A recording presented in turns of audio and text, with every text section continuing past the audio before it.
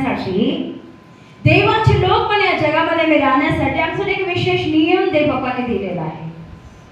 ते नियम आम्हाला वाईटापासून सांभाळतो आणि आम्हाला आशीर्वादित करतो. पण आज देवबापा म्हणतात, जेव्हा तुम्ही ते नियम पाळाल तेव्हा मी तुमचा देव होईल, तुम्ही माझे लोक व्हाल. जे नियम पाळत नाही पहिलं ते शापित आहेत. जे नियम पाळत नाही ते त्यांचा देव नाही आहे, ते देवाची मुलं नाही. विचार करायला ना काय बोलायला सिस्टर.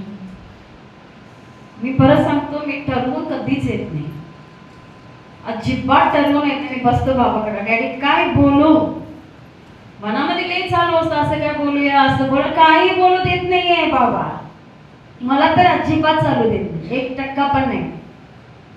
डायरेक्टली स्पष्टपणे बाबा म्हणतात, जे हे करार दिले, पहिला 6 मध्ये काय वाचलं आपण, जे हे वाचतात पाळतात ते आशीर्वादित लोक आहेत. मी तुम्हाला यासाठी दिले की तुमचं कल्याण व्हावा. मुलांना शाळेला का पाठवतात?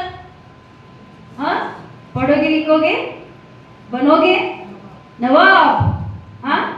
अनपढ़ नाही म्हणून पाठवतात का शाळेला?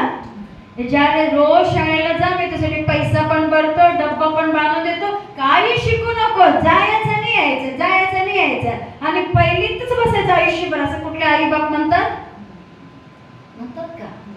मग हा जीवनाच्या शाळेमध्ये का मागे, या जीवनाच्या शाळेमध्ये मागे का? इथलं टेक्स्ट बुक तुम्हाला समजत नाही काय?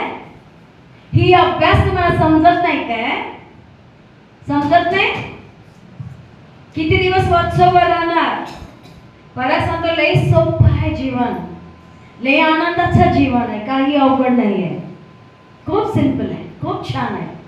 म्हणतो ना, परवा मीटिंग मध्ये त्या लोक बघत होते, म्हटलं ही बाई मेसेज कुठं स्टार्ट केली, कुठं चालले, काय म्हणायला लागले? म्हटलं एक बाई, मी बहिणीला विचारलं, नंतर तुम्ही साक्ष सांगेल.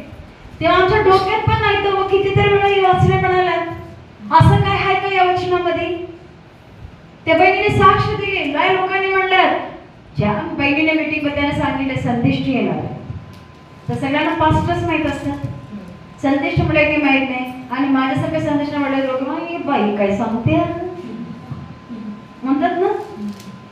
ते बिचारे सगळे पडत पडत लई लांब लांबचे कुठल्या गावचे पण लोक आलेले, भरपूर खूप लोक होते. मला खूप आनंद झाला, टक्कर द्यायला लागतं सेवा करण्यासाठी. खूप त्रास, मर मिठेंगे यीशु के लिए, नथिंग टू वरी. हालेलुया बोलले ना, 1-2 असू दे, जाणार कुठेही असू दे. दार उघड, आणि अशी दार उघडले देवबापांनी, भरपूर दार उघडले.